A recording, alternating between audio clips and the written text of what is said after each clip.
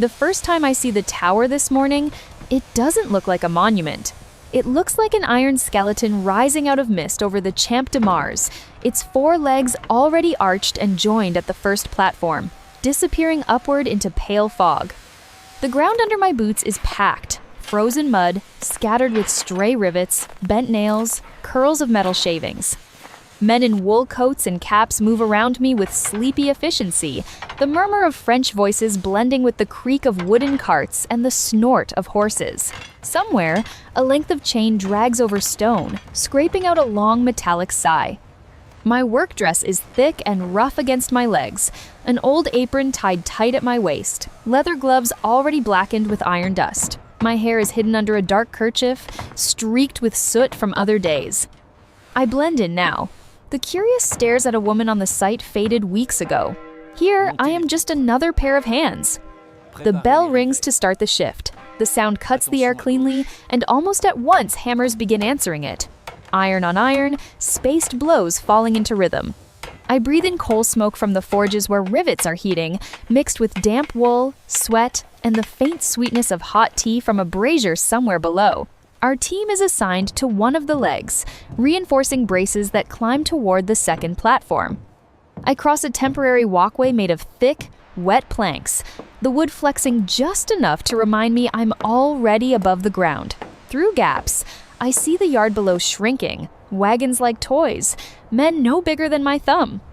The iron surface is dark with morning damp, beads of condensation clinging to rivet heads. When I touch one with my gloved hand, the cold stings through the leather. Drops gather and fall, twisting through the air before vanishing against the ground far below.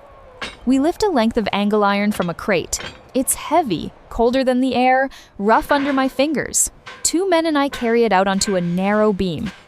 Each step knocks a dull sound from the wood beneath our boots.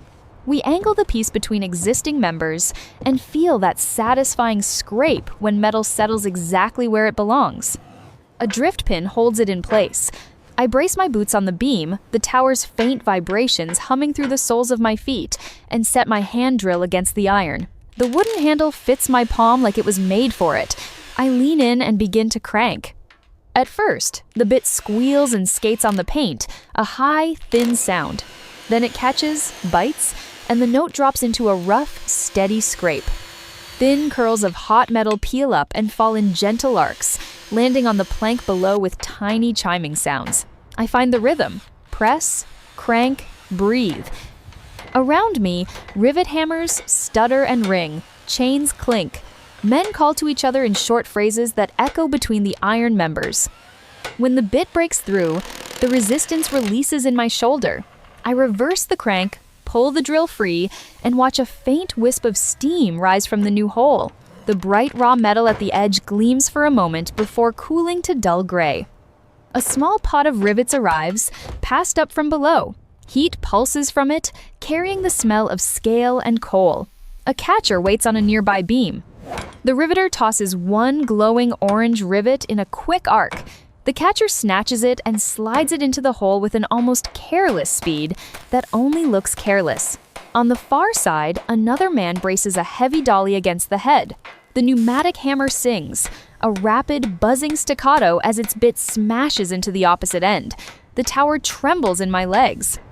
The orange fades to red, then black, as the head mushrooms and locks itself in place. The sound is sharp and repetitive, but after a while it becomes oddly soothing, like a giant mechanical heartbeat running through the skeleton of the tower. We repeat the pattern. More braces, more holes, more hot rivets flying through the air, more hammer rhythms blending with the faint hiss of the Seine and the low murmur of the waking city. When I look through the latticework, Paris stretches out in fragments. The sluggish shine of the river, a line of leafless trees, rows of chimneys exhaling pale smoke. Later in the morning, our team is sent inside one of the legs. The shift from outside to inside is almost like a change of worlds. I step through a narrow opening framed with iron, ducking my head. Sound gathers and deepens in here, reverberating between plates and braces. Hammer blows become a low drum. Voices blur into a single hum. The air is cooler, denser, and carries a stronger smell of metal and old dust soaked into wood. Light filters through layers of lattice and scaffolding in thin stripes, leaving most of the space in a soft, shifting gloom. Diagonal braces cross over my head. Some rivets catch little blades of sunlight and glint briefly in the shadow, like isolated stars in an iron sky. Our task is to install internal ladders and small maintenance platforms, so inspectors can one day climb through this hidden space. We haul up narrow planks, their cut edges pale and smelling of fresh sawdust, and iron brackets to hold them. Here, fewer boots have passed, and a film of fine, greasy dust coats the surfaces. I wedge myself between two members, my back against one, my boots pressed to another, freeing my hands to hold a board in place while someone bolts it. Cold iron presses flat against my spine. My breath fogs briefly in front of me, hanging longer in the still air than outside. Sawdust brushes my fingers, soft and powdery, a strange contrast to the metal grit embedded in my gloves. A bolt scrapes through a hole with a harsh rasp. A wrench turns, the nut tightening with regular, clicking little jerks. I tap the board with my knuckles one quick rap to hear if it seats properly. The deep, solid note tells me it does. We push deeper into the leg, following a series of rough footholds. The passage narrows. I turn sideways, sliding along a cool beam, my shoulder scraping gently, fabric whispering against iron. The tower's vibrations are softer here, more like a low, steady purr. My right hand slides along a diagonal member for balance, and suddenly catches on something that doesn't feel like iron. I stop, carefully shifting my weight to keep my footing on the narrow board beneath me. With my free hand, I brace myself. With the other, I feel again, more slowly this time. There, tucked into the angle where two beams meet, is a small object, not metal, wooden, or wrapped in wood. About the size of a matchbox, but longer, with slightly rounded edges. My glove skims over the faint slickness of oiled cloth. The realization sends a small, sharp tremor through me. This space doesn't get accidental clutter. Everything here has a purpose. Everything except this. I work my fingers around it, gently wiggling it free. Dust loosens above me and trickles down my wrist in soft, dry grains. Finally, with a faint, reluctant crackle, the object slides out of its hiding place and comes to rest in my palm. Wrapped in dark, oiled cloth, tied with a thin, frayed twine, no mark on the outside, no sign of what's inside or who put it there. For a heartbeat, the noise of the sight feels far away. It's just my breathing, the faint creak of the board, the slight thud of my pulse in my ears. Then the world returns. Faint shouts, hammer beats, the echoing clang of something dropped below. I slip the bundle into the inside pocket of my apron, pushing it down until I'm sure it won't fall. The cloth is rough under my fingers. The weight is small, but insistent, like a thought that won't go away. There is still work to do. I move on, stepping carefully along the new boards, checking their flex, adding wedges where they creak too sharply. The hidden package presses gently against my ribs with every bend and twist. When the call for the midday break ripples up through the structure, we drift back toward the outer platforms. Stairs groan under the flow of bodies, boots scuff over planks. Men light cigarettes with flaring matches, their cupped hands glowing red for a moment in the gray light. The smell of tobacco threads through coal smoke and the faint aroma of soup from below. I find a quiet spot near the edge of a partly finished platform and slide down with my back against a vertical beam. The iron is cold and solid behind me. My legs stretch out, boots perched on another member. From here, Paris spills away in muted colors, the river a dull ribbon, rooftops patched together like a faded quilt. The wind is sharper at this height, slipping under my collar, tugging threads from my kerchief. I open the small tin with my lunch. Bread, cheese, a piece of apple. My stomach reminds me I'm hungry, but another hunger tugs just as strongly. I set the tin beside me and pull the wrapped object from my apron, cradling it discreetly in my lap, hidden from most angles by my skirt and the iron behind my back. The oiled cloth smells faintly of wax and age. The knot in the twine is tight, but time and dust have made it brittle. My fingernails worry it loose. The twine gives with a slight snap and uncoils, leaving faint fibers on my gloves. I unfold the cloth. Inside lies a tiny wooden case, simply made but careful. The lid is held closed by a small brass pin. I push it aside, and the lid lifts with a soft, dry click. Two things rest within. A folded scrap of paper, cut small, its edges rough and worn. And a little iron plate, neatly punched with 4 small holes, as if it could be bolted to something. Stamped into its face, in clean industrial letters, is a name, not Eiffel. Not any engineer I've heard spoken with awe, just a worker's name, the kind you'd forget after a single introduction. Next to it, 2 smaller initials. I hold the plate in my hand. The iron is lightly oiled and still faintly slick to the touch. It doesn't belong to the structure in any obvious way. It's too small, too hidden. It feels like a signature no one was meant to see. I set it back and unfold the paper. The sheet crackles faintly. The ink is a little blurred, but the handwriting is careful, steady. The words are short, almost like notes, but there's a quiet weight in them. He writes about the tower as if it were a living thing, about leaving his village, his family, to come work here, about fear, standing for the first time on a narrow beam with nothing between him and the empty air, about how, when he first saw the piles of iron laid out on the ground, he felt like he was looking at the bones of a giant that would one day stand above the city.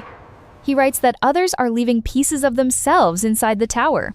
Initials scratched into hidden plates, coins slipped under beams, small prayers folded into cracks. This little box, this plate with his name, this letter are his own offering. The last line makes my chest tighten. Perhaps, if someday someone finds this, they will know that this tower was built by hands that also hoped, feared, and loved, and not only by the name that will be written on the statues. I let my fingers rest on those words for a moment.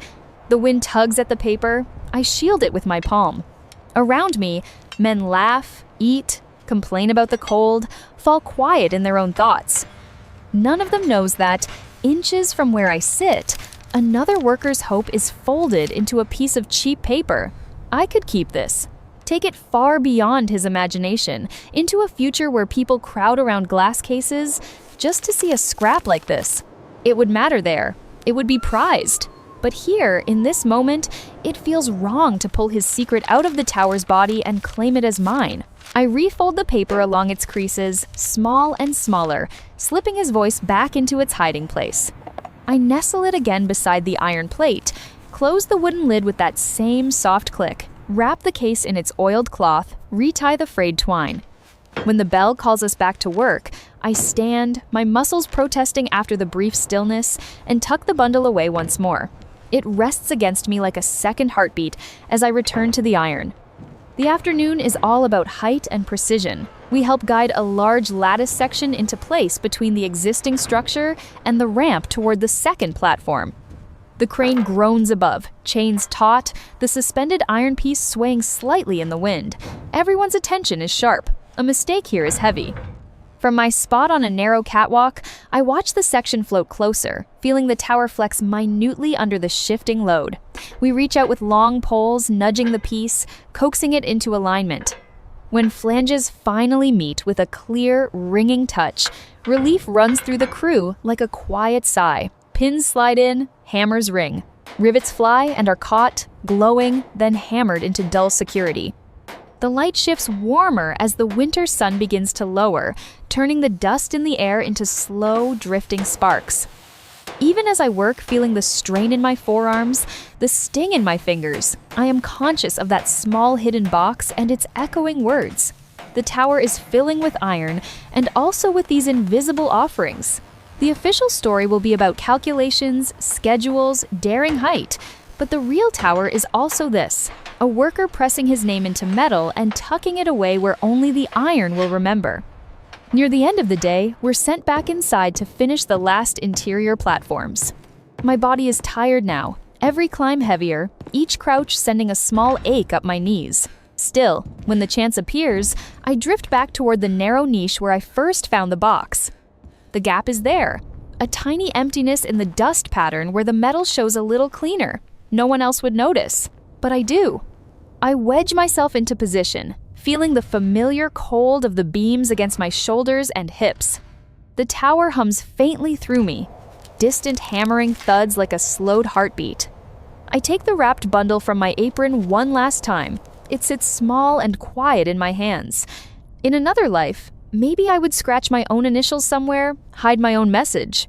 Here, no one will ever speak my name in connection with this tower. My trace will be in my work alone. But his name is already written on that little iron plate. And he chose a hiding place not for the world, but for the tower itself.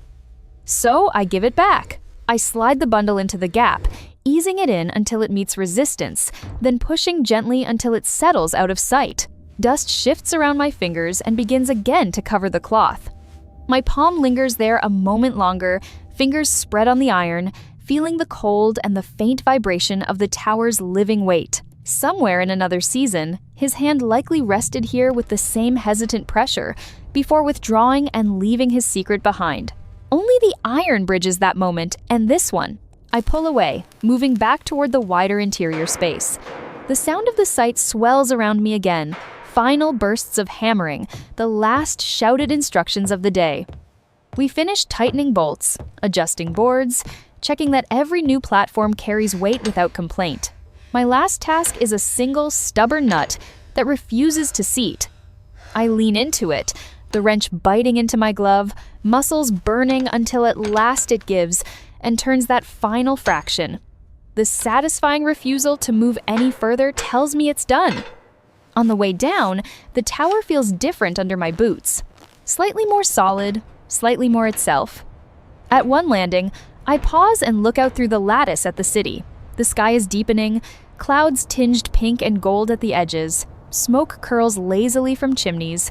The river catches what little light is left, a dull flicker between stone banks. From the ground, the tower's legs curve above me, impossibly high, vanishing into a delicate web of intersecting lines. The top is still incomplete, blunt against the darkening sky. Men move along its beams, tiny silhouettes as the last light slides away. I'm tired. My shoulders throb with a slow, familiar ache. There's iron dust on my face, grit under my nails that the evening wash won't fully remove. The cold has worked its way deep into my fingers, but beneath all that, there is a calm I can feel in my bones. Today, I helped raise iron into the sky. I climbed through the hollow of a future monument and touched a secret buried inside it. I read words no one else here has seen, then let them return to the darkness that was chosen for them. Years from now, crowds will swarm around this tower. They will argue about whether it is beautiful, call it a miracle, a monstrosity, a symbol. They will know the engineer's name, the dates, the height, the records broken. They will ride elevators and climb stairs over the places where my boots left their quiet marks. They will not know that, deep in one of the legs, in a joint wrapped in shadow and iron dust, there rests a tiny wooden box. Inside, a small plate stamped with a worker's name. A folded scrap of paper with a simple confession that this tower was raised not only by plans and calculations, but by hands that trembled, hearts that missed home, and people who loved. I turn away as the lamps around the site flicker to life, points of yellow in the gathering blue. Behind me, the tower looms, humming softly with cooling metal and settled weight. Ahead of me, another morning waits, another day of iron and wind and hammer rhythm. I don't need the world to know I was here. It's enough to have stood inside this iron forest, to have felt the tower's cold skin under my palm, and to have carried for a few hours the hidden heartbeat of a stranger who also didn't want to vanish completely.